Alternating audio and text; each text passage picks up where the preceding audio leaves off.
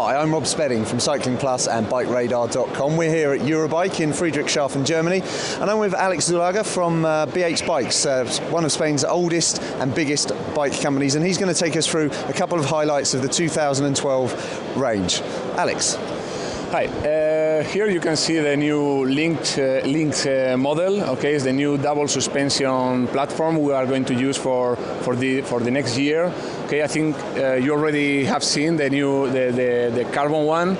Okay, we have a review in your web, and we are going to show you the new aluminum version. Okay, the idea of the bike is exactly the same one. It's a Lynx 4 because of the 4 inches of travel. It's going to have the split pivot suspension design.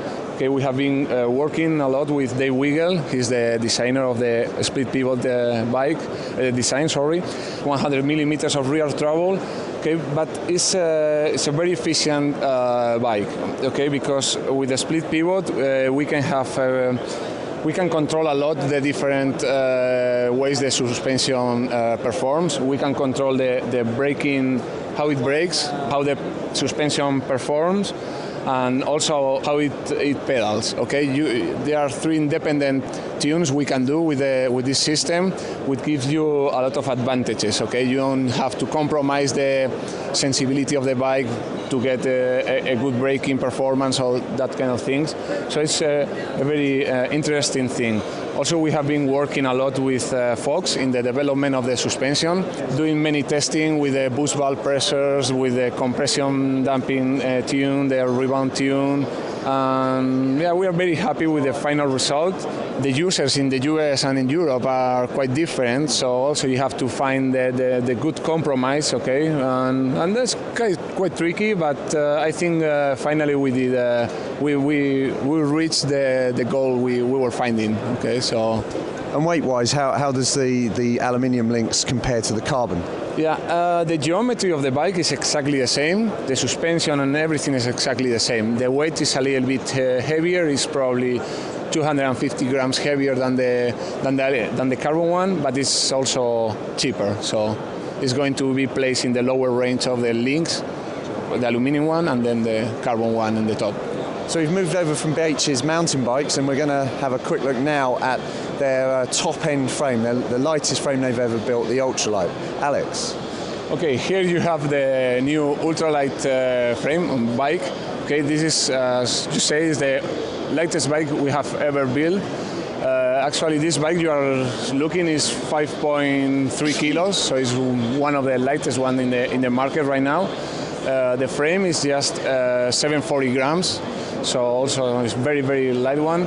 The fork is under 300 grams. Also another very important thing of the new frame is the new bottom bracket standard. Okay, we are using, actually we have been developing with FSA, the new standard. It's called BB386 Evo.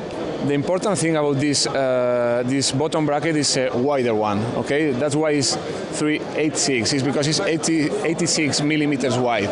Okay, this is one of the first bikes with such a wide road bikes with such a wide bottom bracket. This allowed us to have very, very big tubes and also very oversized bottom bracket, so it has more rigidity. Okay. The problem when you get a wider bottom bracket is that you are going to change your Q factor. Okay, that's something very, very important for a road racer. Okay. So we developed with FSA these new cranks, the K-Force Lite cranks, to have the same Q factor as in any other regular bike.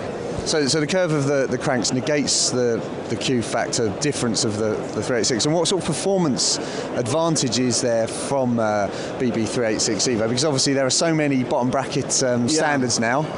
Yeah, the good thing is you have all the benefits of the BB30, okay? And with this new standard you have a lot of benefits, but for the frame. Okay, you can make a stiffer and lighter frame. The cranks are not such a different one. It's just a BB30, but with different curves. It's not really a big difference, so nobody's going to notice any difference in the cranks or something like that. And to ride, what sort of ride characteristics would you say that the ultralight has? The ultralight, the good characteristic is a very, very light frame, so that gives you a lot of advantages, of course, but also we have improved the rigidity. Okay, the G5 has been a very, very rigid bike for a long time, for 2 years. We have been in Tour de France, Vuelta a España, many races with professional teams, and it was a very rigid bike, but this one is even more stiffer one. It's in some parts, like the bottom bracket and the rear end, is almost a 60% more stiffer, sorry.